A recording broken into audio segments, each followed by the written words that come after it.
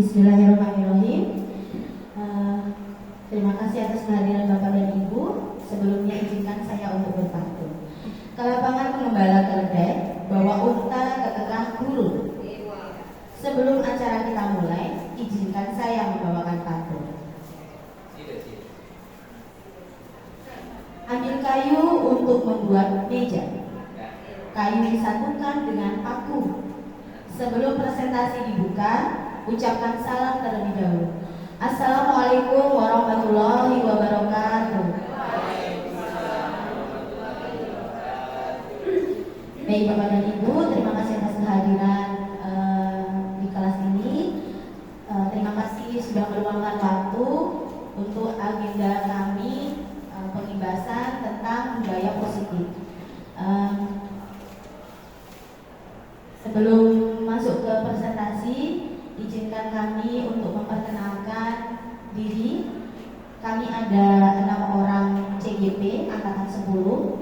Yang pertama ada Bu Reni, yang kedua ada Ibu Weni, yang ketiga ada Bu Himayatul Alia, yang keempat ada Bu Nur Hasanah, yang kelima ada Bu Yuyun, dan saya sendiri Ibu Leni. Baik. Sebelum lanjut ke presentasi, marilah kita buka acara ini dengan bacaan basmalah. Bismillahirrahmanirrahim.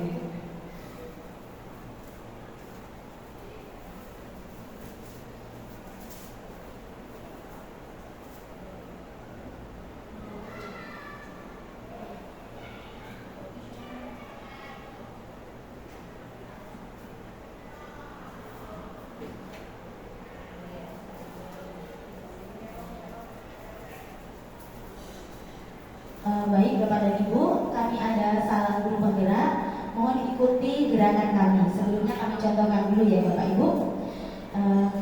Salam guru penggerak. Tergerak, bergerak, menggerakkan. Kami ulangi lagi ya Bu. Satu kali lagi. Salam guru penggerak.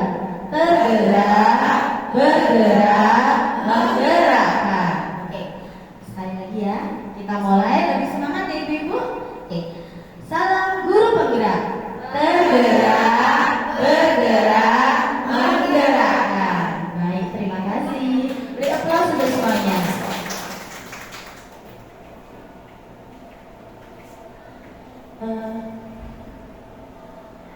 Baik Bapak dan Ibu, di samping kanan kiri Bapak dan Ibu ada teman di sampingnya.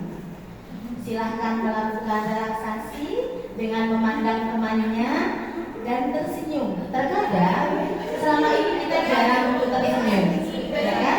Apalagi masih musim-musim ujian begini. Nah, silakan pandang temannya, berikan senyuman yang paling manis.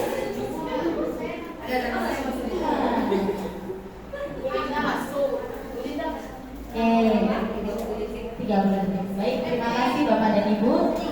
Berikut kesepakatan forum diseminasi hari ini. 1. Menghargai siapapun yang sedang berbicara. 2. Serius tapi santai. 3. Semua orang boleh berpendapat dan bertanya. 4. Boleh sambil ngemil. 5. Mengikuti diseminasi dengan perasaan yang bahagia. 6. Bersedia untuk direkam dan dipublikasikan. Bersedia ya Ibu? Terima kasih. Baik, berikut adalah foto-foto kami yang paling cantik.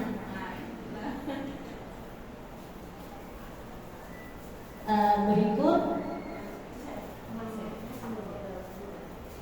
Baik Bapak dan Ibu, kita langsung ke pemateri yang pertama yang akan disampaikan oleh Ibu Deni.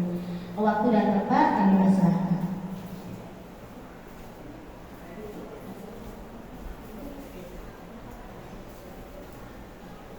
Terima kasih Bapak Ibu. Sebelum dimulai, biar menghilangkan grogi saya, sekali lagi salamnya. Assalamualaikum warahmatullahi wabarakatuh. Waalaikumsalam warahmatullahi wabarakatuh. Terima kasih banyak Bapak Ibu guru hebat atas kehadirannya pada diseminasi budaya positif pada kali ini. Sebelum mulai ke pemaparan materi, saya akan mengajukan beberapa pertanyaan kepada Bapak Ibu. Nanti silakan Bapak Ibu jawab sesuai dengan keyakinan Bapak Ibu masing-masing. Pertanyaan pertama adalah, apakah Bapak Ibu setuju jika yang pertama, pemberian hukuman dapat mendisiplinkan siswa? Gimana Bapak Ibu? Tidak. Oke, tidak setuju. Ada yang lain? Jawabannya boleh berbeda ya Bapak Ibu. Oke, siap. Berarti banyak yang setuju. Boleh Bu Siti memberikan alasannya mengapa setuju, Bu? Tidak setuju, maaf.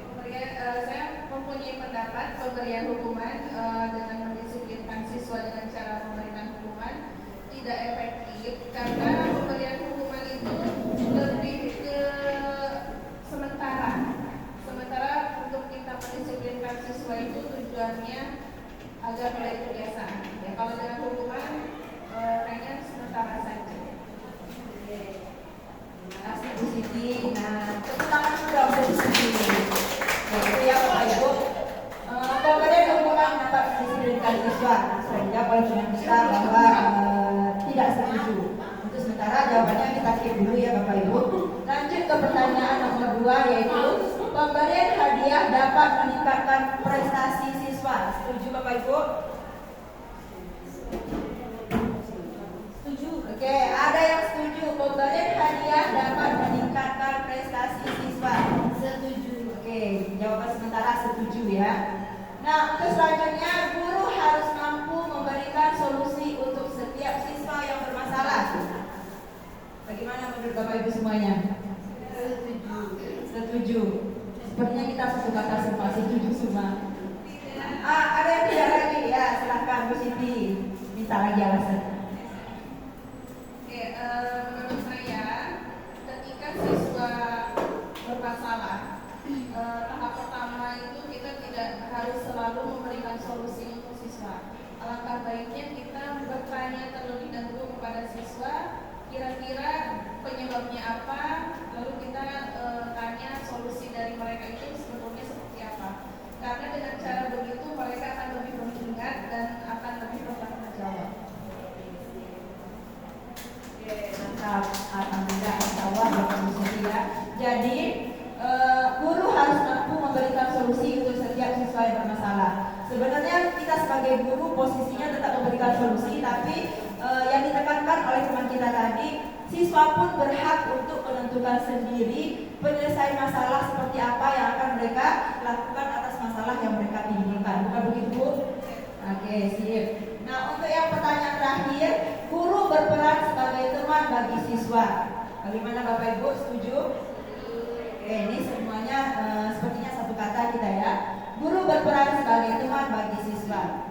Oke, itulah kita sudah mendapatkan jawaban dari semua pertanyaan kita tadi. Cuman yang menjadi pertanyaan, apakah jawaban kita itu sudah sesuai dengan yang seharusnya atau sudah terbaikkah jawaban kita tersebut?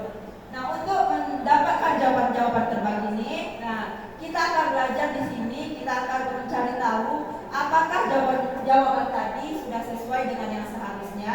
Ketika kita pada akhirnya dari diseminasi pada hari ini tentang budaya positif ya. Untuk sementara jawaban tadi kita keep dulu. Selanjutnya, nah budaya positif. Kira-kira Bapak Ibu udah sering dengar lah ya, apa itu budaya positif? Apa itu budaya positif Bapak Ibu? Kebiasaan yang baik. Oke, pembiasaan yang baik ya. Nah, setuju semuanya, pembiasaan yang baik. Budaya positif merupakan perwujudan dari nilai-nilai universal yang diterapkan di sekolah. Nah, nilai-nilai universal yang diterapkan di sekolah tentunya kita menerapkan nilai-nilai yang baik. Nah, contohnya seperti apa nilai baik itu? Salam. Nah ya, salam, sapa boleh. Nah, disiplin, nah senyum, sapa, kejujuran, nah simpati, empati, toleransi, ada banyak ya Bapak Ibu ya. Nah, seorang guru yang baik itu harus memiliki kemampuan untuk mewujudkan budaya positif di sekolah. Nah, budaya-budaya positif tersebut ada banyak tadi. Nah, pada hari ini yang poin yang akan kita bahas ada 6, yaitu yang pertama, disiplin positif sebagai motivasi. Yang kedua, perilaku manusia. Yang ketiga, keyakinan sekolah atau keyakinan kelas. Yang keempat, kebutuhan dasar. Yang kelima, manusia posisi kontrol. Yang keenam, segitiga restitusi.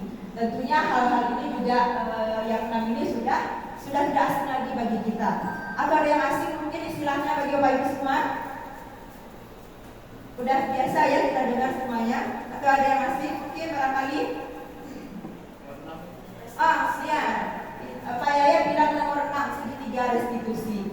Nah, mungkin sebagian udah ada yang paham, ada yang tahu, sebagian mungkin ada yang belum. Sebenarnya ini hal baru atau apakah kita semuanya sudah menerapkannya atau belum? Nah, itu ada pertanyaannya ya. Nanti akan kita cari tahu juga apa itu segitiga restitusi.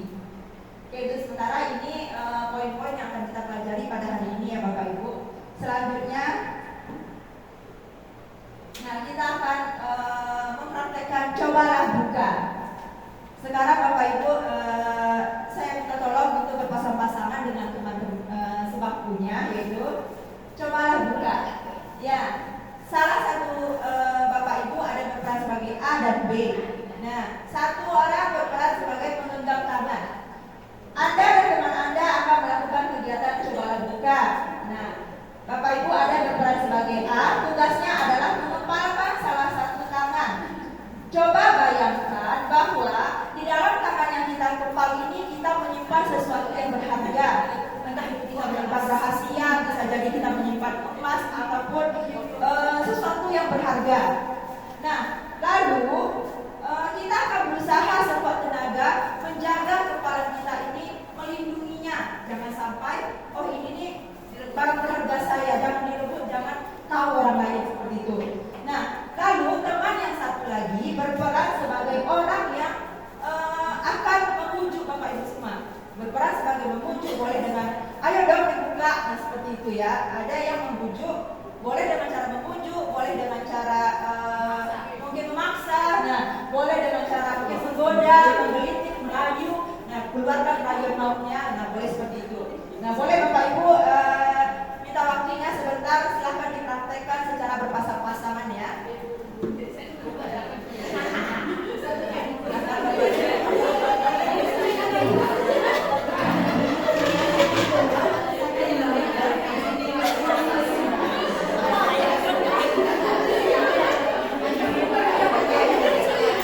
Baik, terima kasih Bapak Ibu semuanya. Jadi bagaimana pada akhirnya? Kalau bukan harta karun ini berhasil dengan Bapak Ibu.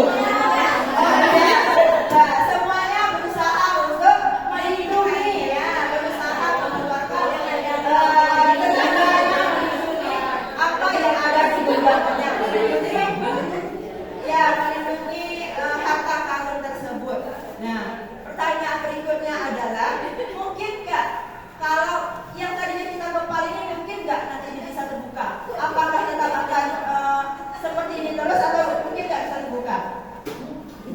Ya, ya, boleh kata Bu Welly mungkin ya. Nah pertanyaannya, kepala kita ini memang bisa jadi akan terbuka dan bisa jadi akan tetap tertutup. Nah pertanyaannya adalah, terbuka atau tidaknya kepala tangan kita ini tergantung kepada posisi kontrol kita sendiri atau berdasarkan bujuk rayuan mau temannya. Berdasarkan kontrol. Ya, berdasarkan kontrol diri. Nah, setuju ya Bapak Ibu. Nah, dari kontrol diri inilah kita mulai ke pembahasan berikutnya yang berkaitan dengan hidayah muslim tadi ya Bapak Ibu. Nah,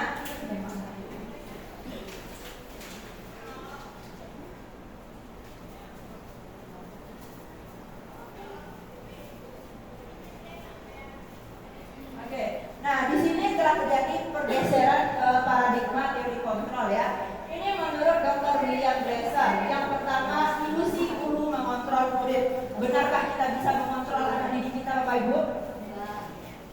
Benarkah kita yang mengontrol anak didik kita? Tentu tidak ya. Nah, kita tidak bisa mengontrol anak didik kita. Nah, kita contohkan saja. Hari ini anak-anak itu kita kasih tugas PR. Nah, kita kasih tugas PR. Ini PR, tolong dikerjakan.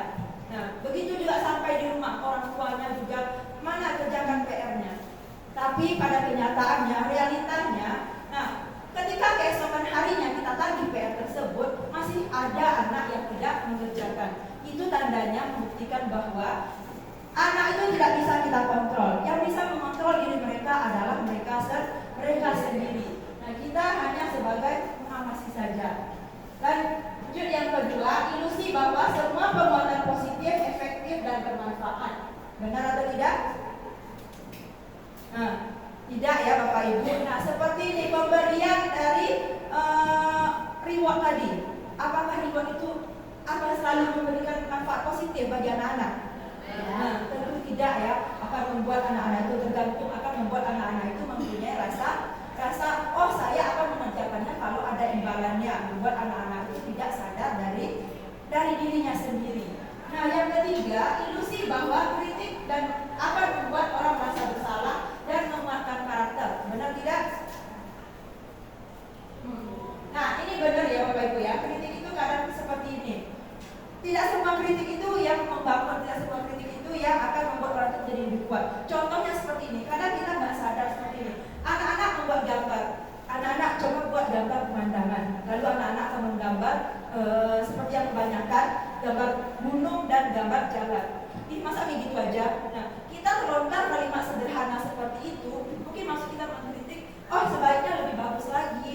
Tapi apa yang didapatkan anak, bisa jadi anak-anak itu menjadi dia tidak maju, menjadi dia justru patah semangat.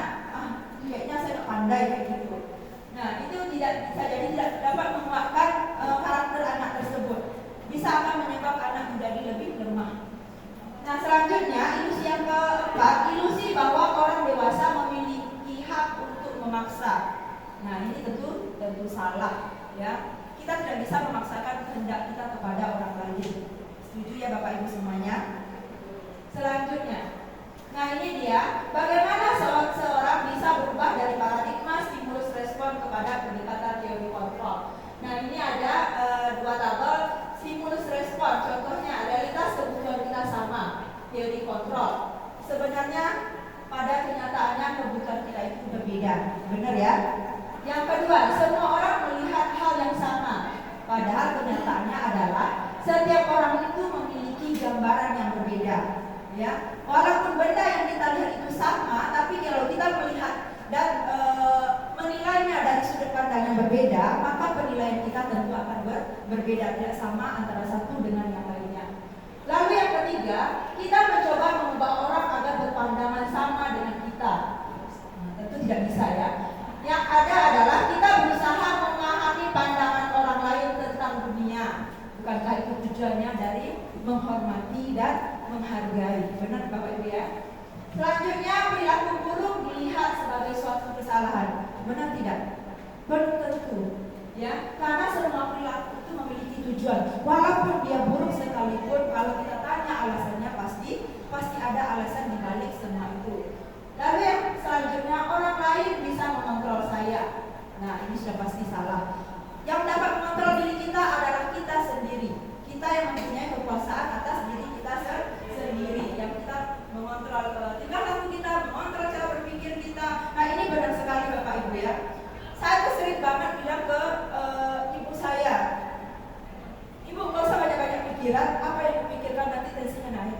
Sekuat-kuatnya saya, sesering apapun saya bilang itu ke ibu saya, tapi itu hanya sebatas ini dari saya, masukan dari saya. Nah, ujung-ujungnya apa? Saya nggak bisa mengendalikan pikiran ibu saya. Dan kira-kira seperti itu. Hanya kita sendiri yang dapat mengontrol diri kita sendiri. Lalu selanjutnya, kita bisa mengontrol orang lain. Nah, seperti yang saya jabarkan tadi, kita tidak bisa mengontrol orang lain. Selanjutnya, pemaksaan ada pada saat rujukan gagal. Nah, benar nggak? Ternyata masih salah ya. Kolaborasi dan konsensus menciptakan pilihan-pilihan yang baru. Ya, jadi kata gagal itu tidak ada, bisa jadi ada pilihan-pilihan lain saat kita tidak berhasil pada satu hal ya. Selanjutnya, model berpikir menang kalah. Nah, yang benar adalah model berpikir menang-menang. Jadi tidak ada yang menang, tidak ada yang kalah, tidak ada yang betul, tidak ada yang salah. Setuju ya Bapak Ibu ya? Nah, selanjutnya kita masuk ke disiplin positif.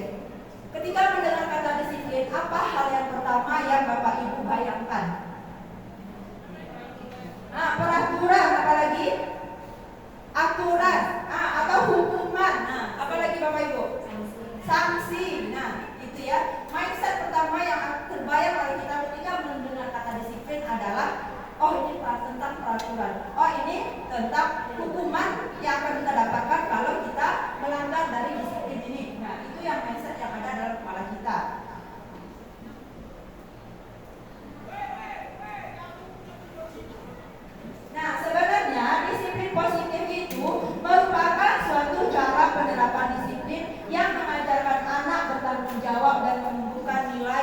kebajikan.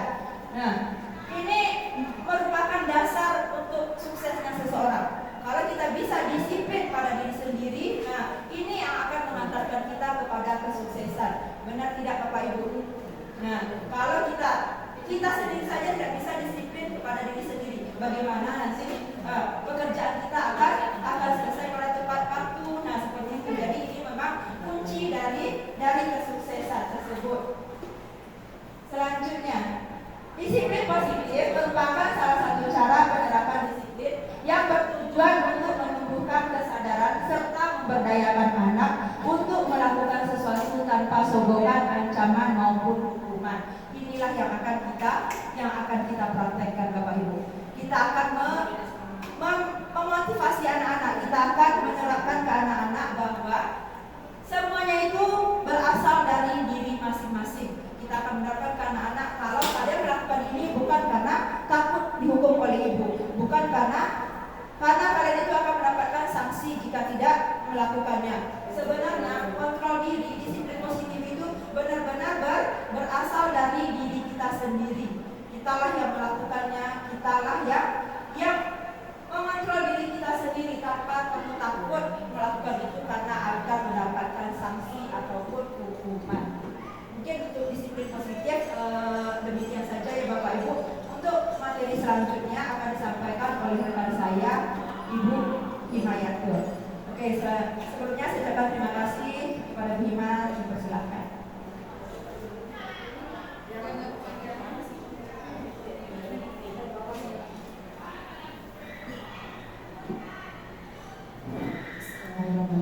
Assalamualaikum warahmatullahi wabarakatuh.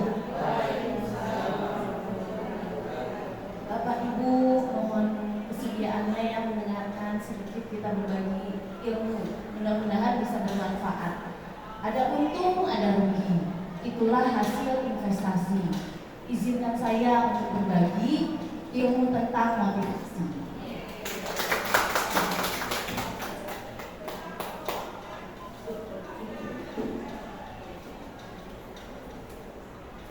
Berkaitan dengan disiplin positif nih, kita akan menumbuhkan motivasi dalam diri siswa agar dapat menerapkan disiplin positif.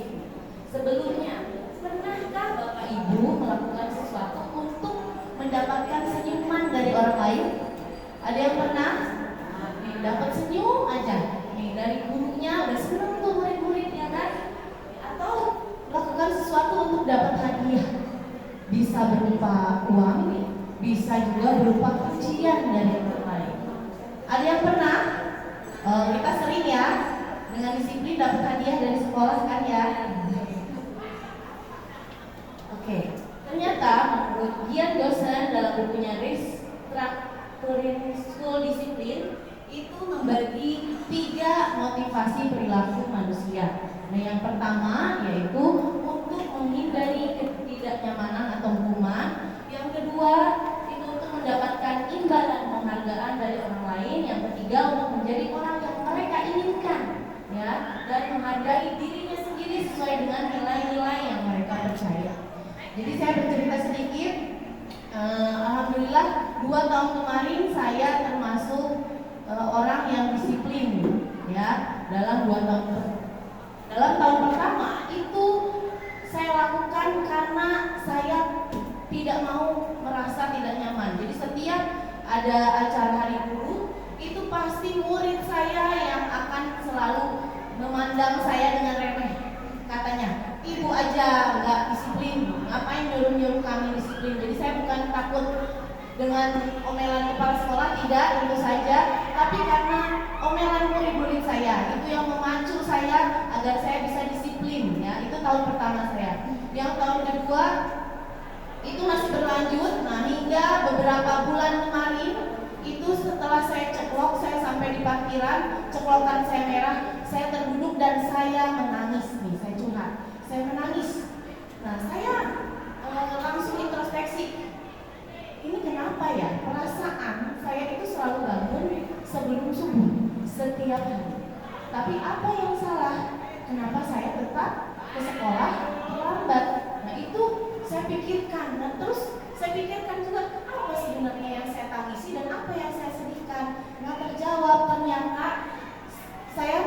hancur harga diri saya? Harga diri saya hancur karena saya memiliki nilai saya harus punya jadi teladan untuk murid-murid saya.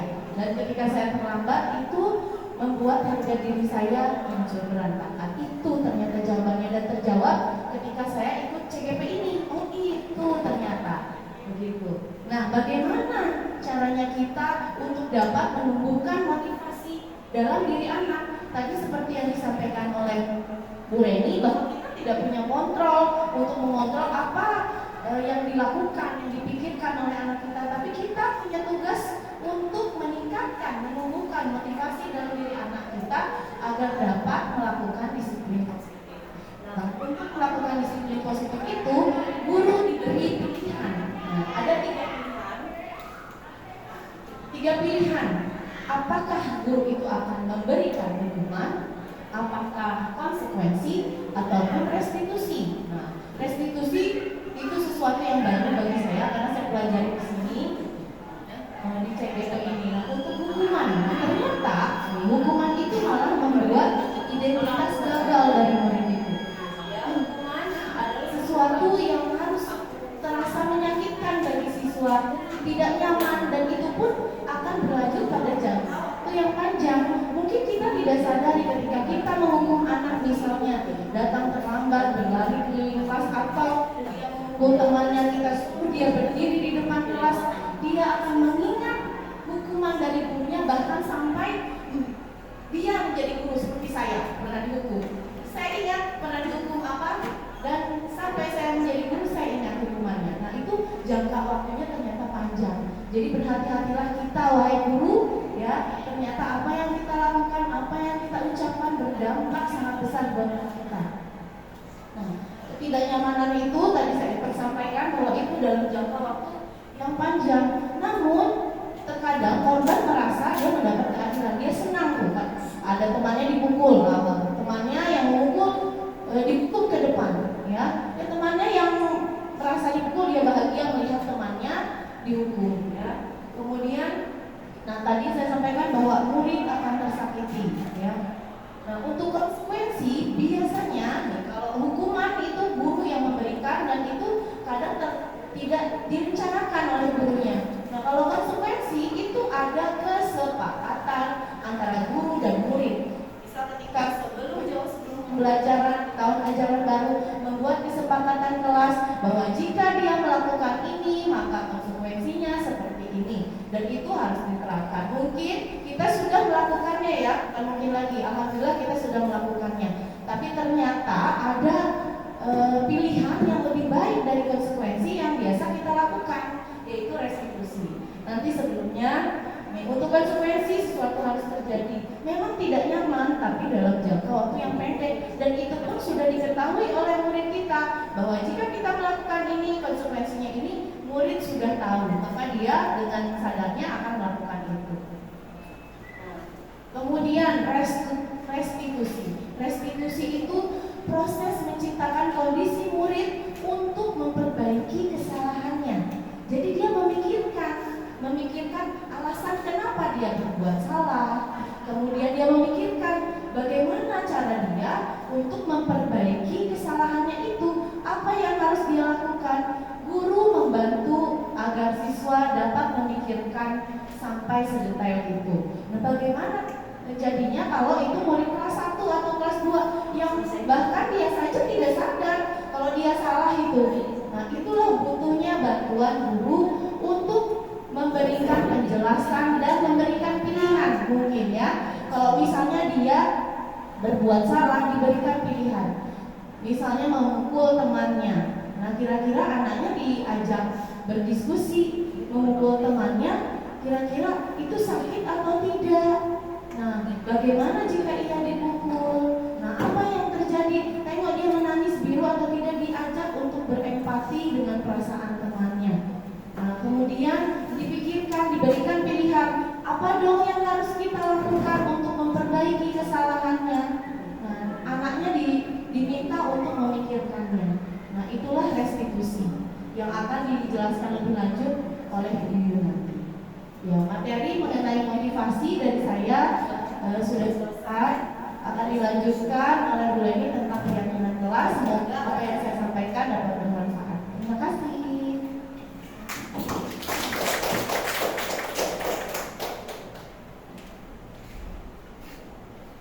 Dari Bapak dan Ibu masih semangat? Saya cek dulu. Jika saya minta untuk tepuk 1 berarti tepuk tangan 1 kali. Tepuk 2 berarti 2 kali tepuknya. Kalau 3 kali berarti 3 kali tepuknya. Bisa ya Bu? Bersedia? Oke. Tepuk 1, 2. Kan saya bilangnya 2 Bu, bukan tepuk. Berarti belum konsentrasi. Ulang lagi. Tepuk 2, tepuk 3, 1. Terima kasih, berarti sudah konsentrasi. Baik Bapak dan Ibu, saya lanjut ke materi berikutnya, yaitu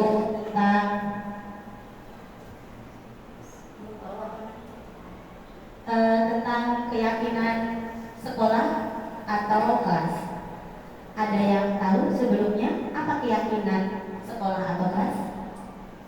Materi ini sebenarnya masih nyambung dengan materi yang disampaikan Bu Ima tadi, yaitu tentang Bu Ima tadi menyampaikan tentang hukuman. Nah, kalau di sini ini adalah tentang keyakinan. Apa perbedaannya hukuman, keyakinan, peraturan sekolah? Yang kita kenal selama ini adalah apa Ibu? Yang pernah kita buat awal di kelas waktu awal masuk ya, pas awal masuk. Pertama-tama apa yang kita lakukan dengan murid kita? Membuat tata tertib atau peraturan kelas. Apalagi jadwal piket, struktur organisasi kelas. Nah, kalau keyakinan kelas ini beda dengan peraturan kelas atau tata tertib kelas. Nah, keyakinan kelas. Kenapa harus keyakinan kelas? Seorang guru itu biasanya kita mengajarkan hal-hal yang positif ke anak kita. Hal-hal positif apa itu Bu? Hal-hal positif itu yang memacu anak kita itu untuk berbuat sesuatu yang lebih baik lagi. Bukan hanya merasa takut, oh ada Bu Leni, oh ada Bu Ima, ada Bu Yuyuk, kita ngumpet dulu atau tidak membuat kesalahan. Tidak seperti itu. Kita sebagai guru harus memotivasi murid kita untuk sadar diri, untuk tidak melakukan sesuatu kesalahan yang akan dia lakukan setiap harinya. Nah, keyakinan kelas, setiap tindakan atau perilaku yang kita lakukan di dalam kelas dapat menentukan terciptanya sebuah lingkungan yang positif. Jika anak tersebut kita tanamkan keyakinan kelas, misalnya contoh, kita datang mengajar tepat waktu, otomatis anak kita juga besoknya akan datang tepat waktu. Jika gurunya datang terlambat, murid kita pasti juga akan ikut terlambat. Seperti tadi yang dibilang Bu Ima, beliau merasa sedih karena cekloknya merah. Sama Bu, kalau kita mendisiplinkan anak, memberi contoh yang baik ke anak, anak kita juga akan melakukan hal sama. Contoh lagi, kita jalan ke kelas, ada sampah di depannya, kita ambil, ya, kita ambil. Besoknya di kelas lagi ada sampah lagi, kita ambil, kita buang di tempat sampah. Padahal di kelas ada peraturan kelas ya Bu ya. Jika ada sampah, kita harus mengambilnya. Kita ngasih contoh anak, bahkan setiap harinya kita pasti nyuruh anak, kenapa kelas ini banyak kotoran, nggak banyak sampahnya, kenapa nggak ada yang piket? Apakah anak melakukan Bu? Melakukan tidak? Tidak melakukannya. Bahkan cenderung anak itu akan mengabaikan peraturan yang pernah kita buat di kelas. Nah, kalau keyakinan kelas ini mendorong anak itu untuk meyakini bahwa hal-hal yang sudah disepakati itu harus dilakukan secara sadar. Nah, perbedaan dengan hukuman, peraturan dengan keyakinan kelas. Kalau peraturan kelas itu bersifat memaksa, ya, nah, memaksa apa Bu? Memaksa anak kita untuk melakukannya. Kenapa melakukan hal-hal yang sudah kita sepakati di peraturan? Contoh misalnya, yang tidak piket dapat hukuman piket 2 kali besoknya, atau yang datang terlambat dapat istighfar. Tapi apakah hukuman itu membuat anak kita jerah Ibu? Tidak kan? Besok lagi anak tersebut pasti akan melakukan hal yang sama. Nah, kalau keyakinan kelas ini kita membuat kesepakatan dengan anak yang membuat mereka itu menyadari bahwasanya yang dia lakukan salah, sehingga memotivasi anak tersebut besok lagi dia tidak melakukannya. Nah, selama ini yang kita lakukan menulis peraturan di kelas, apakah semua bisa berjalan semua? Tidak. Bahkan kalau anak tersebut sering melanggarnya, contoh misalnya makan di dalam kelas, jelas-jelas sudah ada di peraturan kelas, tapi anak tersebut tetap melakukannya, itu sudah melanggar peraturan. Nah, kalau keyakinan ini merubah mindset anak tersebut menjadi meyakini bahwa yang dia lakukan itu salah, sadar betul bahwa dia salah dan besok tidak melakukannya lagi. Nah, ini jawaban yang tadi saya paparkan. Mengapa keyakinan kelas, mengapa tidak peraturan kelas? Jawabannya adalah suatu keyakinan akan lebih memotivasi seseorang dari dalam atau memotivasi secara intrinsik. Jadi, kalau kita menanamkan keyakinan kelas ke anak tersebut, besoknya lagi dia tidak akan mengulanginya lagi. Bahkan anak tersebut tidak akan melakukan kesalahan yang sama. Keyakinan kelas ini dibuat atas dasar kesepakatan bersama. Kemarin saya sudah melakukan di kelas kesepakatan yang dibuat mereka sendiri. Otomatis tidak ada hukuman ya Bu. Kalau peraturan kelas di ujungnya pasti ada sanksinya.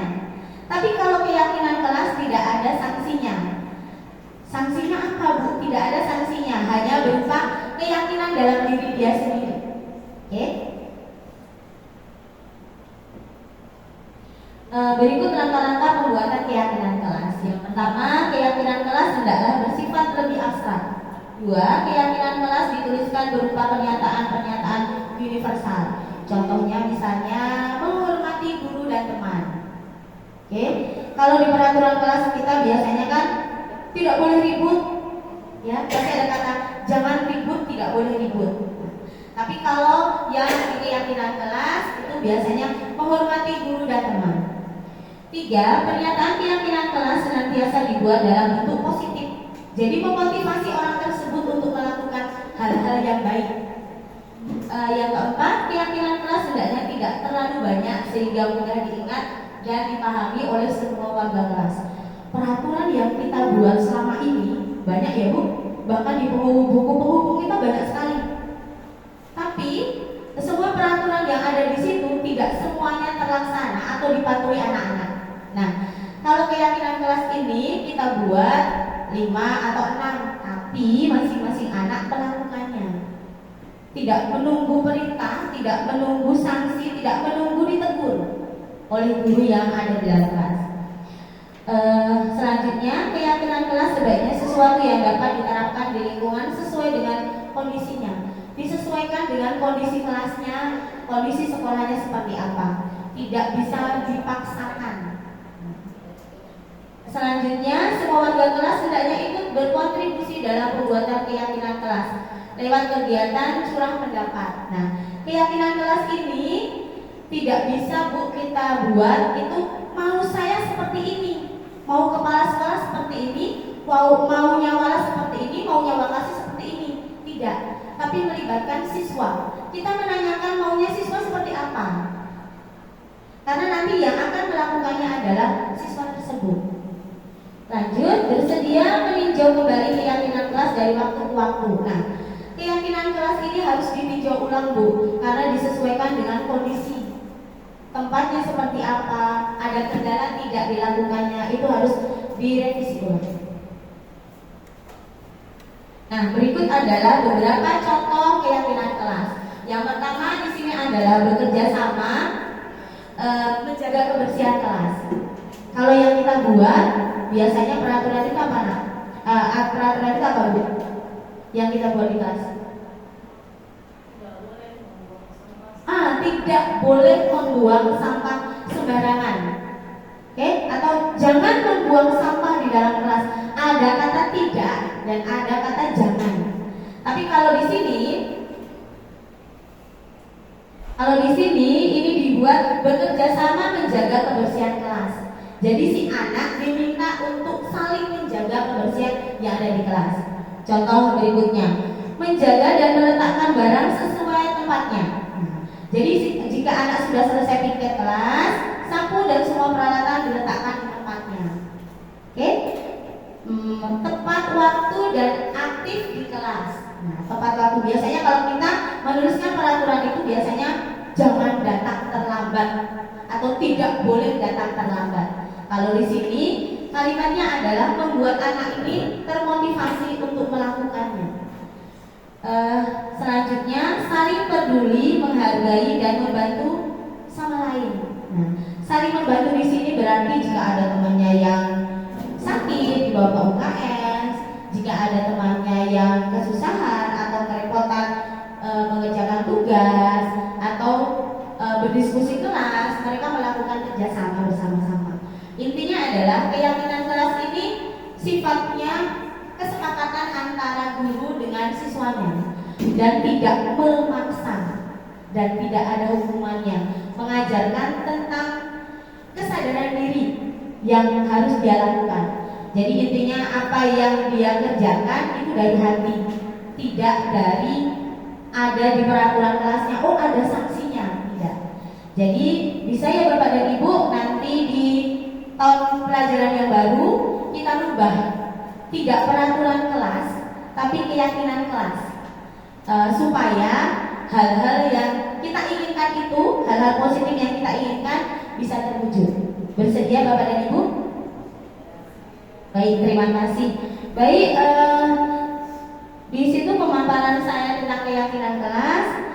Materi selanjutnya akan dilanjutkan oleh Bu Ngaini tentang 5 posisi kontrol. Kebutuhan dasar manusia. Oh, mohon maaf, kebutuhan dasar manusia. Silahkan Bu Ngaini.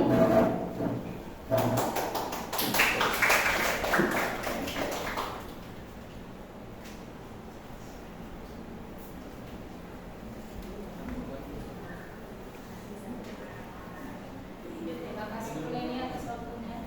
Nyalain.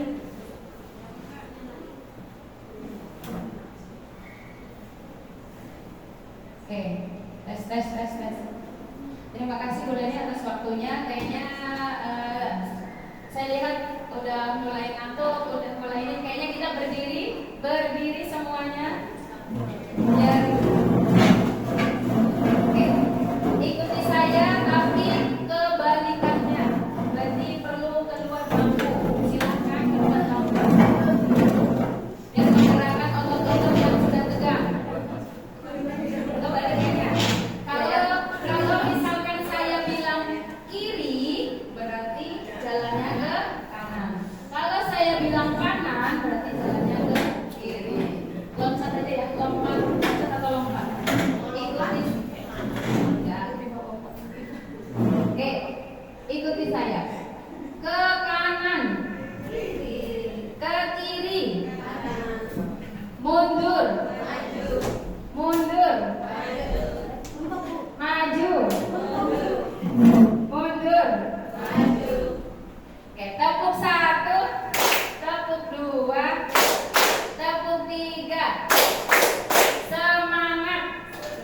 Boleh pas tepuk 3, tepuk 3. Tepuk 3, semangat. Oke, silakan. Terima kasih.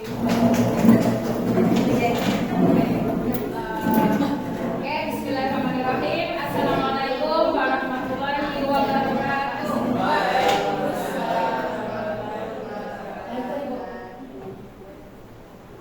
Oke, tadi kita udah cek konsentrasi. Alhamdulillah udah bangun semua ya. Tadi saya lihat ada yang ngantuk, ada yang ini. Nah, itu hal yang wajar. Apalagi posisi udah menjelang siang, perut kosong, itu hal maklum. Nah, pada materi yang akan saya sampaikan hari ini adalah kebutuhan dasar manusia. Berkaitan dengan kebutuhan dasar manusia, ini masih ada dengan kaitan dengan sebelumnya tadi materi yang disampaikan oleh Bu Leni tentang disiplin positif oleh Bu Leni dan Bu Ima. Nah, di sini kebutuhan dasar manusia. Kebutuhan dasar manusia itu di situ bisa terjadi itu karena Makanya tadi di materi sebelumnya di situ ada pelanggaran, ada penyelesaian dengan cara restitusi dan lain sebagainya, itu karena ternyata itu ada sesuatu hal yang tidak kebutuhannya itu tidak terpenuhi.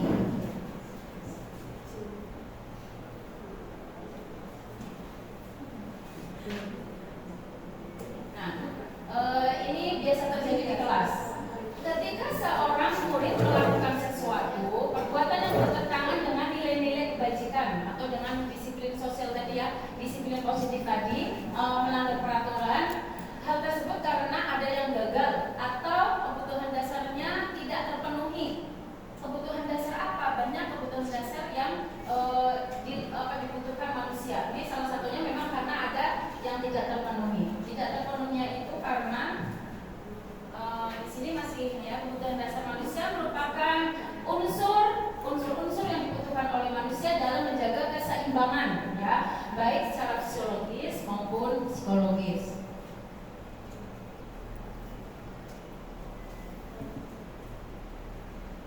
Nah, kebutuhan dasar manusia itu ada 5. Yang pertama adalah kebutuhan dasar untuk bertahan hidup.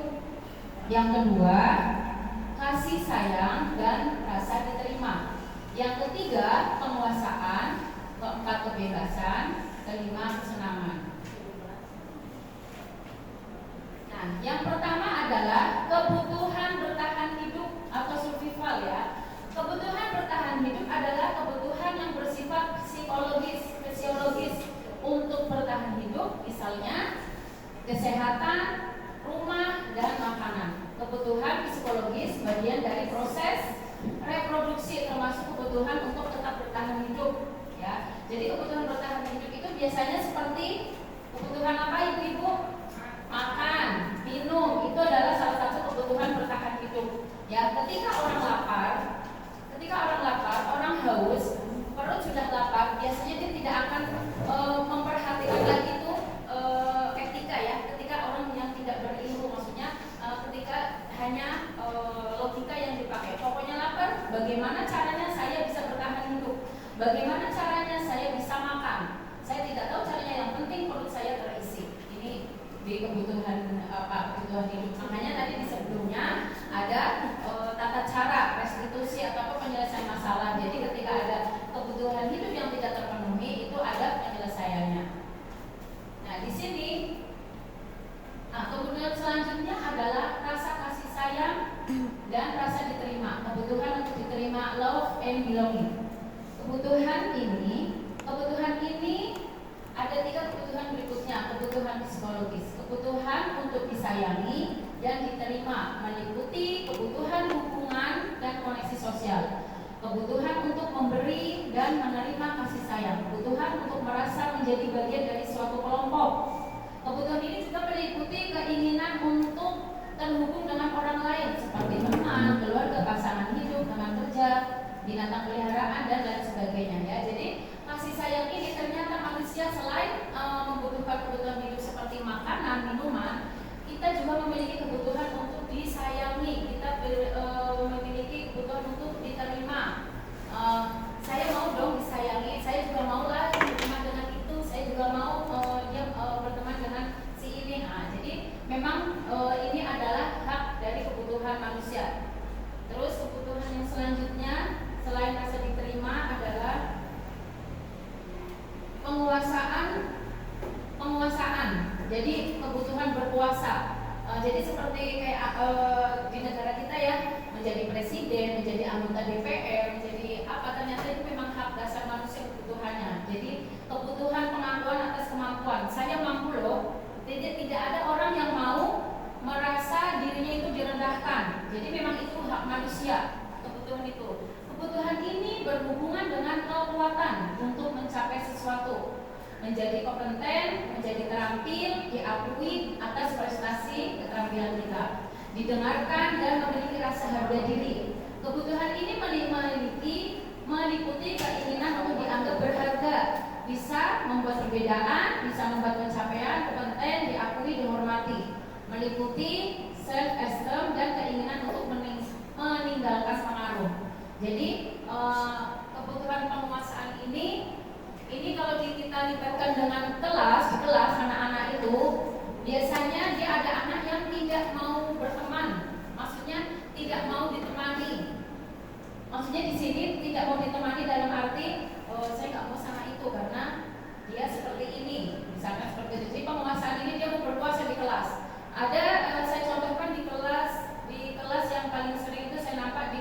2F. Di situ ada satu anak, memang dia apapun yang dia lakukan, masya Allah luar biasa ya. Apapun yang dia lakukan harus, ya itu masih lakukan. Jadi apapun yang dia lakukan, dia suka-sukanya sendiri. Sebenarnya dia memang pengen dia berpuasa, pengen juga dia diakui. Saya juga mau loh berteman sama kamu, tapi teman-temannya tidak ada yang mau gitu. Sebenarnya dia pengen seperti itu berpuasa, tapi teman-temannya tidak ada yang tidak ada yang mau sama dia, karena mungkin karena tingkah laku dia yang berlebihan seperti itu, jadi teman-temannya merasa bosan, teman-temannya merasa kesel juga sama dia. Tapi dia sebenarnya pengen diakui, pengen berpuasa. Dan untuk kebutuhan yang selanjutnya adalah kebebasan akan pilihan.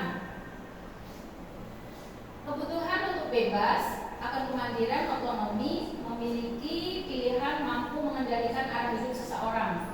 Anak dengan kebutuhan kebebasan yang tinggi menginginkan pilihan mereka perlu banyak bergerak, suka mencoba, tidak terlalu terpengaruh orang lain, dan senang mencoba hal-hal yang baru. Jadi ini kebutuhan pilihan ini biasanya anak itu nggak mau diam di kelas. Ada anak di kelas dibawain bekal sama orang tuanya, dibawain bekalnya dari rumah, dibawain nugget. Ternyata sampai sekolah karena dia pengen bebas, nggak suka dengan kebiasaan yang dibawakan orang tuanya, dia nengok, ternyata punya teman lebih enak. Ini temannya lebih bervariasi. Ambillah dia punya teman. Ngambil bekalnya punya teman. Akhirnya terjadi di kelas ribut. Nah, berarti di sini juga terjadi sesuatu kebutuhan yang tidak terpenuhi. Berarti orang tuanya mungkin monoton dalam membawakan bekal untuk anaknya. Jadi kita sebagai orang tua juga harus paham kebutuhan akan kebutuhan anak kita, baik di rumah maupun di sekolah. Terutama kita guru di sekolah, kita juga harus memahami kebutuhan mereka di kelas. Terutama kalau karena saya di kelas 2 ya, di kelas 2 saya amati dari kelas 2A sampai kelas F itu mayoritas kan sebagian besar mereka kinestetik ya, tipe belajarnya. Jadi mereka memang inginnya kebebasan. Jadi setiap ditanya, anak-anak, kita bikin kesepakatan belajar. Kita mau belajar dengan cara apa? Bermain. Ditanya lagi, ini kenapa? Bermain. Setiap kali masuk kelas jawabannya seperti itu. Jadi memang anak-anak butuh kebebasan, tidak terkekang materi, jadi perlu banyak bermain. Jadi ketika ada anak kelas yang ramai, bukan berarti guru tidak bisa mengondisikan siswa dalam kelasnya. Kita juga harus mengikuti, anak itu juga butuh bebas untuk mengekspresi dirinya. Jadi tidak monoton belajar terus seperti itu. Betul ya Bu Dewi? Jadi yang saya praktekkan setelah saya mengikuti CGP, memang sekarang saya lebih banyak bermain. Jadi kayaknya untuk menyampaikan materi paling 15 menit. Jadi terus yang selanjutnya adalah kesenangan. Kebutuhan kesenangan. Jadi anak-anak ini mencari kesenangan, bermain, tertawa. Bayangkan hidup tanpa kenikmatan apapun, betapa menyedihkannya. Glaser menghubungkan kebutuhan dan kesenangan dengan belajar. Semua hewan tingkat intelijensi tinggi seperti anjing, lumba-lumba, primata, dan lain sebagainya. Mereka juga butuh kesenangan ya, bermain. Saat bermain mereka mempelajari keterampilan hidup. Manusia itu berbeda dengan binatang, tapi intinya kita manusia kita terapkan di kelas. Anak-anak juga butuh kesenangan, tidak monoton hanya dengan belajar. Untuk materi selanjutnya mungkin ini dari saya tentang kebutuhan dasar manusia. Dan lebih jelasnya nanti kita, karena waktunya terbatas, bisa kita lanjutkan di luar waktu ini. Kita lanjutkan dengan materi selanjutnya, yaitu materi tentang posisi kontrol yang akan disampaikan oleh Bu Nur Hasanah Kame. Padanya kami persilakan. Terima kasih Bu Neni.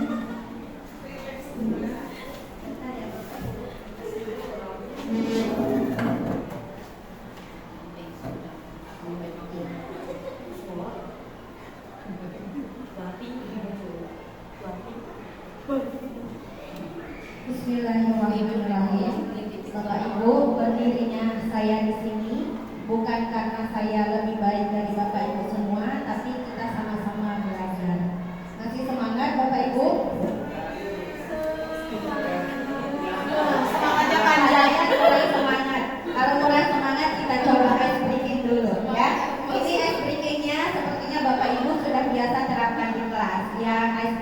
buka tutup. Bisa ya?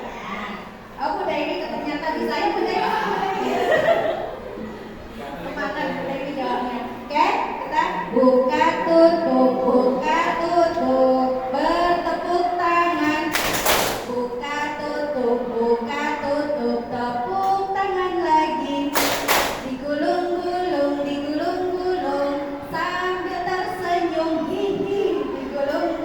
Digulung-gulung, sambil tertawa, haha. Sudah mulai semangat Pak Yayan? Mana hanya Pak Yayan? Haha. Oke, baik Bapak Ibu, di sini saya akan mencoba memaparkan posisi kontrol restitusi. Tapi sebelumnya saya akan coba berpantun dulu. Mudah-mudahan nyambung. Kekondangan memakai kebaya motif. Sampai di sana disuguhin minuman es cendol. Izinkan saya memaparkan diseminasi budaya positif pada materi pokok posisi kontrol.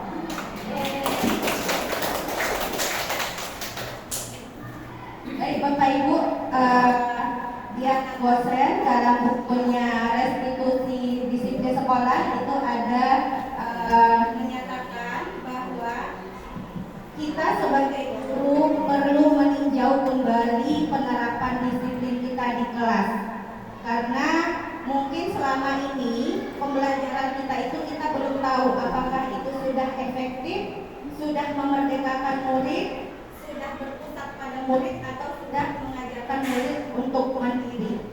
Nah, kita belum tahu. Setelah saya sebelum CGP ini juga belum sadar kalau posisi saya selama sebelum CGP itu ternyata ada salah dan ada benarnya juga. Nah, di sini kita akan coba mempelajari posisi kontrol restitusi. Posisi kontrol itu ada 5. Yang pertama itu guru sebagai penghukum. Yang kedua, guru sebagai pembuat merasa bersalah. Kemudian guru sebagai teman, guru sebagai pemantau, dan guru sebagai manajer. Dari 5 posisi ini, saya sering melakukan yang kedua, guru sebagai pembuat merasa bersalah. Seperti apa itu? Saya merasa sudah melakukan yang terbaik untuk anak, bersikap lembut, tapi ternyata itu salah. Oke, seperti apa? Kita lanjutkan. Oke, yang pertama, guru sebagai penghukum, di mana guru dalam menjalankan posisi ini senantiasa mengatakan bahwa sekolah memerlukan sistem atau alat yang dapat menekan murid-murid lebih dalam lagi.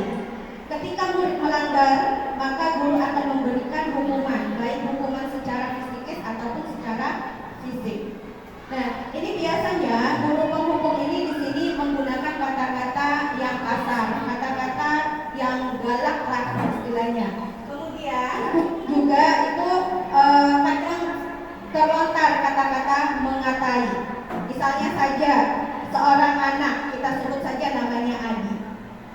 Si Adi ini terlambat datang ke sekolah. Sebagai guru penghukum itu tidak akan bertanya alasan ini, tapi bertanya kenapa sih kamu itu terlambat terus. Jadi sudah mengejas anak itu, kamu terus yang terlambat. Seperti itu. Ternyata itu adalah posisi menghukum. Nah, dampak yang akan terjadi pada anak yang kita hukum, mungkin saat kita marahin itu dia kelihatan diam saja, tidak membalas apa-apa. Tapi sebenarnya anak itu sudah memberontak, sudah menjadikan dia sebagai pendendam. Bisa saja saat istirahat si Adi ini bisa mengerjai gurunya. Mungkin nampak motor bapak ibu di parkiran, bisa ditendeli. Bisa saja tanpa sepengetahuan kita. Itu dari dampak guru berada di posisi penghukum. Kemudian yang kedua, nah di sini pembuat rasa bersalah, guru itu bahasanya lebih lembut. Kalau penghukum tadi lebih kasar, kalau di sini lembut. Namun guru menciptakan suasana tidak nyaman bagi siswa sehingga murid selalu merasa salah. Contohnya seperti Adi yang terlambat tadi. Kalau pembuat merasa bersalah, posisinya itu guru biasa menggunakan kata-kata, "Nah, kenapa sih kamu terlambat terus? Kamu tidak kasihan ya dengan orang tua kamu? Kamu tidak kasihan ya dengan ibu? Ibu merasa kecewa loh kamu terlambat terus." Itu bahasanya lembut tapi membuat anak merasa tidak nyaman. Dan itu sering saya lakukan di kelas. Merasa membuat anak itu bersalah. Selama ini saya anggap itu akan memperbaiki anak karena nada kita sudah lembut. Ternyata di sana identitas anak masih salah karena dia merasa gagal, telah membuat orang-orang yang disayanginya akan kecewa. Itu yang membuat rasa bersalah. Kemudian posisi kontrol selanjutnya adalah sebagai teman. Nah, sebagai teman, posisi guru juga tidak menyakiti, namun berupaya mengontrol murid melalui persuasi, melalui bujukan. Posisi teman ini bisa berdampak positif atau negatif. Nah, di sini mungkin Bapak Ibu sering melakukannya, posisi sebagai teman. Jadi ada posisi teman ini positifnya, kita merasa anak itu akan bahagia karena kita menjalin hubungan akrab dengan anak. Kita menjalin hubungan akrab dengan anak itu akan senang, anak itu akan merasa bahwa dia diperhatikan. Nah, pada dampak negatifnya, pada suatu saat itu anak akan merasa kecewa saat kita tidak memenuhi kebutuhannya. Kebutuhannya tadi sudah disampaikan oleh Bu Aini. Salah satu kebutuhan itu, jika kita tidak penuhi, maka anak akan merasa kecewa. Mungkin di pikirannya akan berkata, "Saya kecewa sama ibu ini, saya pikir ibu ini seperti teman, ternyata tidak." Gitu. Sebagai teman itu, kalau sebagai guru mungkin kita sering, "Ayolah nak, lakukanlah pekerjaannya, lakukanlah tugasnya seperti yang ibu mau, demi ibu ya." Kita berusaha akrab dengan anak, bersenggak-gurau dengan anak. Kemudian posisi selanjutnya adalah pemantau. Kalau pada posisi pemantau ini, guru lebih mengawasi lewat peraturan dan konsekuensi. Jadi guru menekankan, mengukur anak itu, mengatur anak itu melalui peraturan yang berlaku di sekolah dan memberikan konsekuensi jika anak tidak melaksanakan, jika anak melanggar sesuatu peraturan itu. Kemudian yang kelima, sebagai manajer. Nah, di sini sebagai manajer, posisi guru itu adalah berdiskusi dengan murid, memberikan kesempatan bagi murid untuk mempertanggungjawabkan perbuatannya, mencari solusi dari perbuatannya. Kalau dari posisi kontrol yang 5 ini, kira-kira Bapak Ibu berada yang paling sering. Kalau di saya, ini 5-5-nya memang saya lakukan, tapi lebih monoton yang kedua, membuat merasa bersalah. Selalu mengaitkan ke orang tua, biar anak itu berpikir harus membahagiakan orang tuanya, tapi ternyata itu adalah salah, membuat identitas anak gagal karena masih berasal dari eksternal. Kalau yang teman pemantau itu, kedua posisi ini, teman dan pemantau itu sudah berhasil, hanya saja masih faktor eksternal dari orang luar. Nah, kalau sebagai manajer itu sudah faktor internal, kesadaran anak itu sendiri untuk bertanggung jawab dan mencari solusi dari kesalahannya. Kira-kira Bapak Ibu berada di posisi mana? Ada yang bersedia menjawab?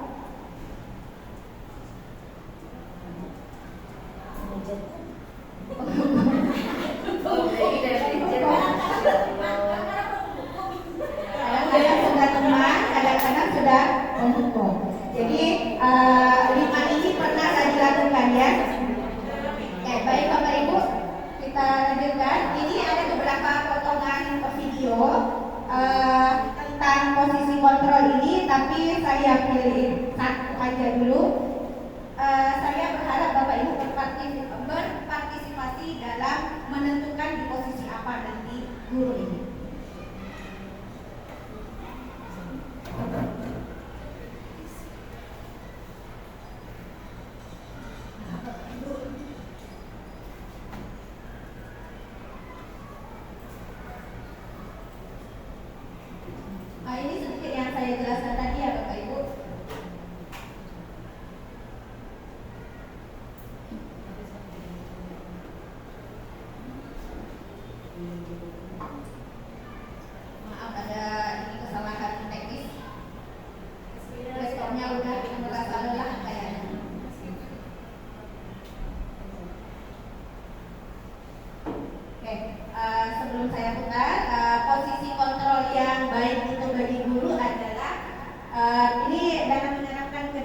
dengan siswa seperti yang sudah dijelaskan Bu Ima, Bu Leni, dan Bu Naini tadi, itu adalah posisi manajer.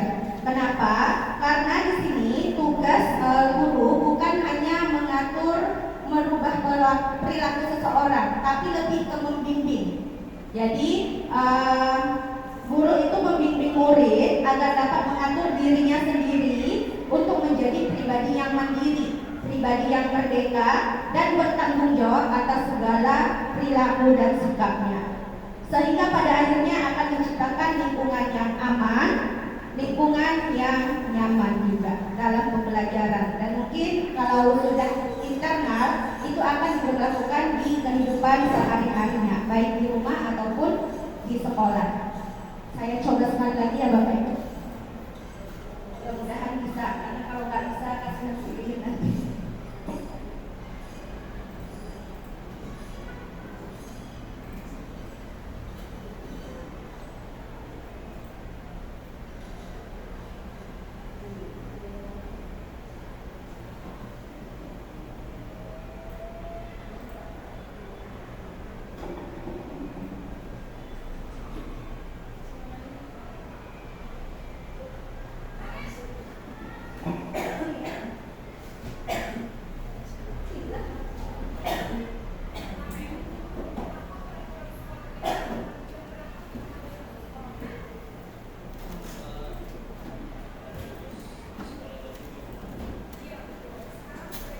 Di bawah 20. Kemarin sudah tahu konsekuensinya jika terlambat hadir.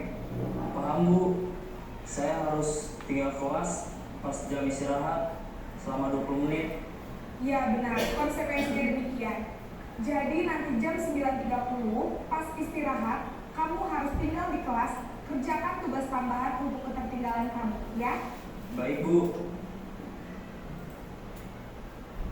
Oke, Bapak Ibu, dari video singkat yang sudah saya tayangkan, kira-kira posisi guru itu berada di posisi kontrol yang mana? Penghukum, pemantau.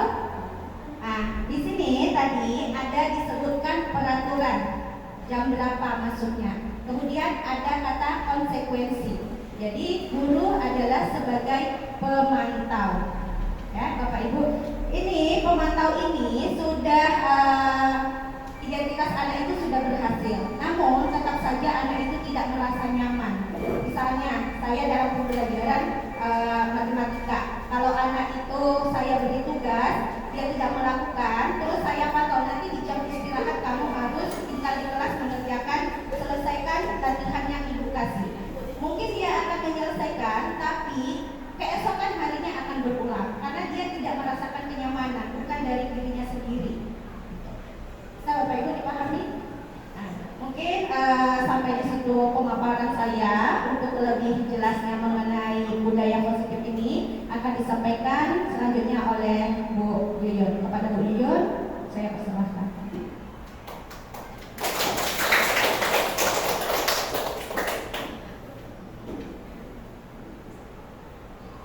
Oke, bismillahirrahmanirrahim.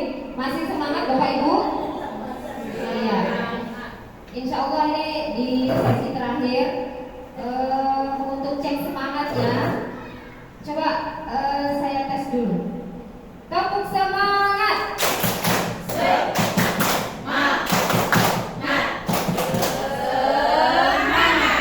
Oke, terima kasih. Tepuk tangan untuk semuanya.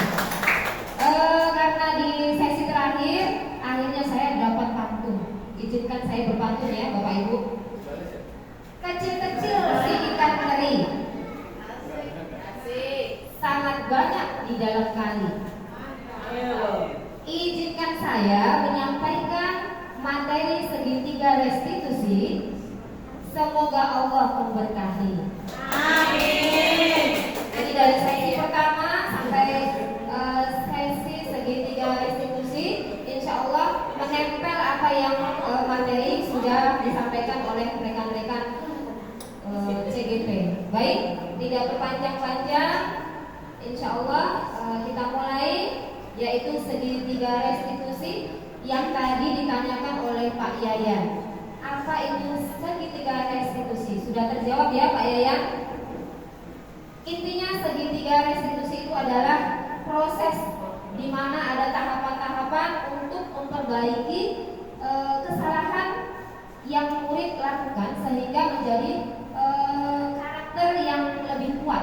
Jadi karakter murid kita itu menjadi supaya lebih baik ke depannya.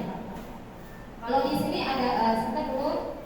Segitiga restitusi adalah proses menciptakan kondisi bagi murid untuk memperbaiki kesalahannya sehingga karakter mereka lebih kuat ketika mereka kembali pada kelompoknya. Artinya lebih baik dari sebelumnya. Lanjut dulu. Kemudian di sini ada 3 tahapan, Pak. Segitiga restitusi. Namanya segitiga ya. Yang pertama itu menstabilkan identitas. Apa itu nanti dulu. Yang kedua, validasi tindakan yang salah. Maaf ya, kayaknya turun itu. Kemudian yang ketiga, menanyakan keyakinan. Ada 3 tahapan. Kita mulai dari yang menstabilkan identitas. Ibarat kita ambil contoh, misalnya murid kita terlambat datang ke sekolah. Tidak langsung kita marahin. Jadi kita stabilkan dulu. Istilah di sini menstabilkan identitas, yaitu menstabilkan identitas dilakukan berdasarkan prinsip bahwa membuat kesalahan adalah bagian dari proses pembelajaran yang nantinya akan menggeser identitas gagal ke arah identitas sukses. Kembali lagi tadi, dari yang tidak baik menjadi anak itu lebih baik, yang tidak disiplin menjadi lebih disiplin. Contoh misalnya, ketika anak sudah datang terlambat, tergopoh-gopoh, ada guru misalnya, ini bukan di sini, insya Allah tidak ada di sini. Kenapa jam segini baru datang?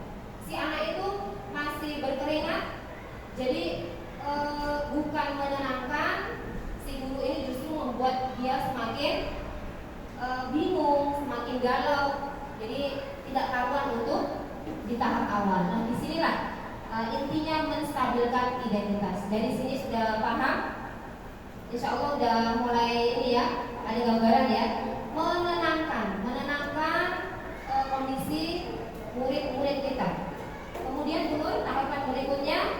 Ini tahapan, oke, masih ya, bahasanya tentang menstabilkan, yaitu berbuat salah itu hal yang manusiawi. Jadi kita tekankan ke murid kita, nak, setiap orang, setiap manusia itu pernah salah. Jadi kalau kalian hari ini salah, itu masih toleransi. Artinya kita masih memaklumi.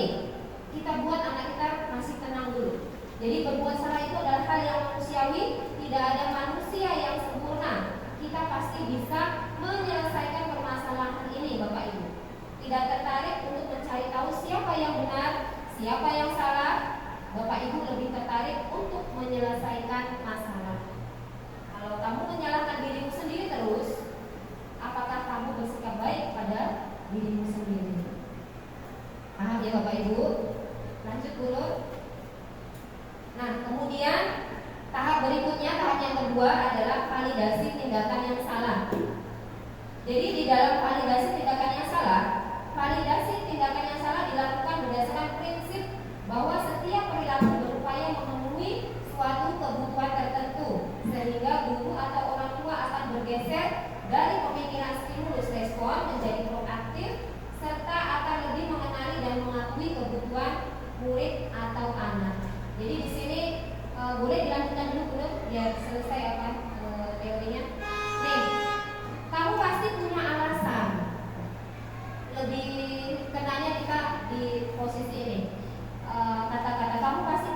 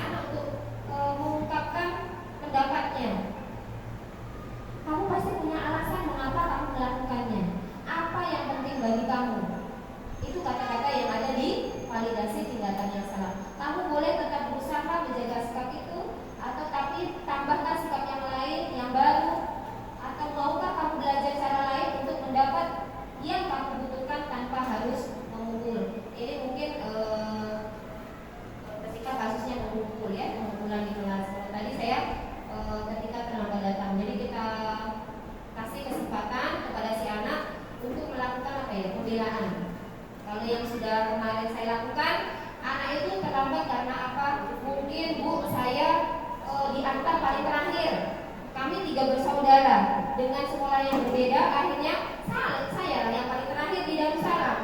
Karena Darussalam macet, ibu saya mengalah, jadi terakhirlah saya di Darussalam.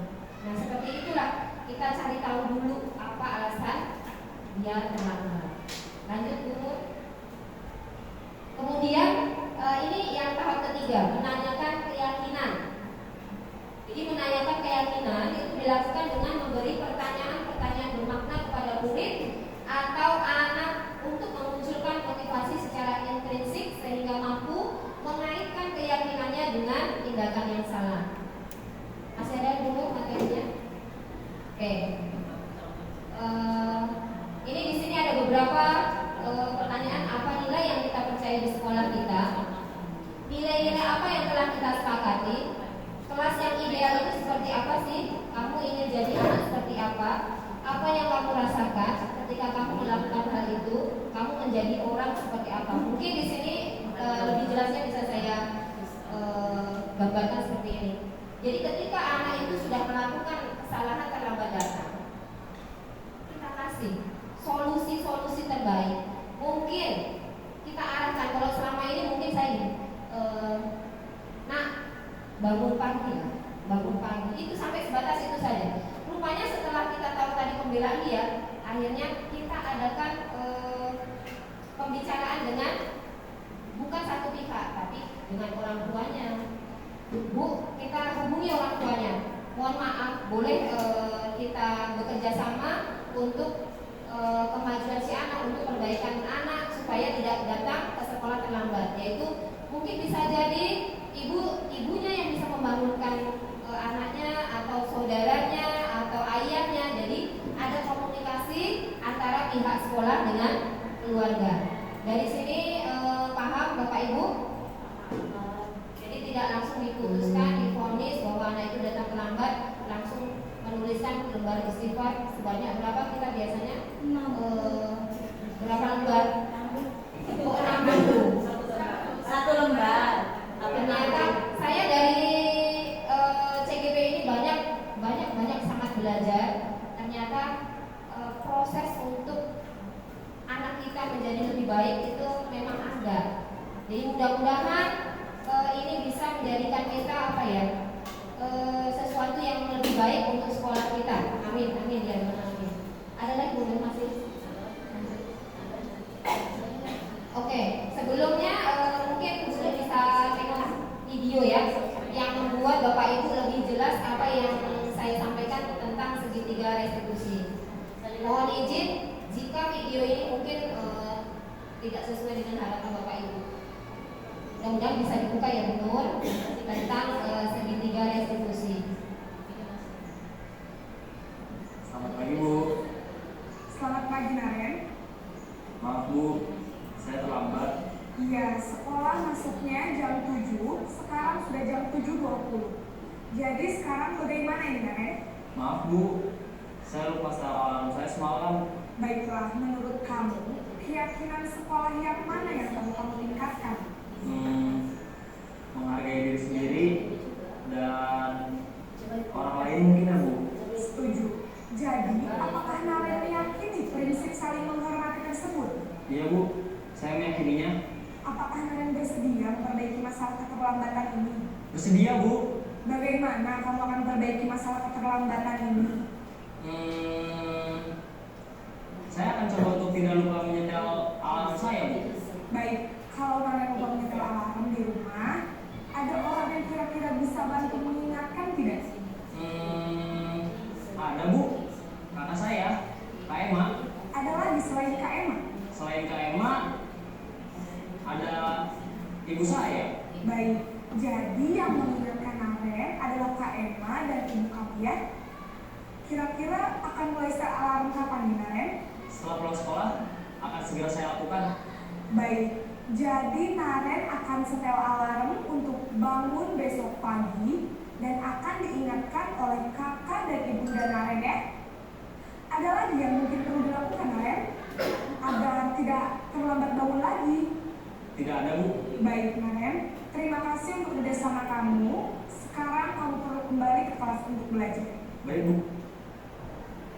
Mungkin Bapak Ibu lebih paham ya. Jadi di sini itu masih berkaitan dengan yang disampaikan tadi posisi 5 kontrol ya Bu, bahwasanya kita harusnya berada di posisi manajer. Seperti itulah gambaran posisi manajer, memberikan solusi ke anak, dan anak ketika melakukan kesalahan itu akan sadar dengan kesadaran sendiri. Jadi membuat keyakinan sendiri, bukan kita yang membuat peraturan. Itulah satu paket kita hari ini yang sudah disampaikan oleh teman-teman saya, teman-teman hebat saya, yaitu yang pertama tadi disiplin positif, motivasi, kemudian perilaku manusia, yang ketiga keyakinan sekolah atau keyakinan kelas, yang keempat kebutuhan dasar, yang kelima manusia posisi kontrol, dan segitiga restitusi. Jadi sebagai seorang guru yang baik harus memiliki kemampuan dalam mewujudkan budaya positif di sekolah. Budaya positif dapat dijalankan dengan menerapkan konsep dari ke-6 yang telah kita pelajari. Baik Bapak Ibu, mudah-mudahan hal ini memberikan dampak yang cukup luar biasa buat sekolah kita. Bukan hanya teori, semoga yang berada di sini bisa mengimbaskan kepada teman-teman kita yang lain untuk menjadikan sekolah kita sekolah yang lebih baik. Amin. Terima kasih. Demikian, semoga pemaparan dari kami dapat menginspirasi. Akhir kata, semoga kita tergerak, lekas bergerak, dan mari menggerakkan. Baik Bapak Ibu, mohon maaf apabila dari kami berenam dalam menyampaikan ada silap, baik lisan maupun perbuatan. Dalam kesempatan ini mohon maaf sebesar-besarnya. Saya tutup. Wassalamualaikum warahmatullahi wabarakatuh.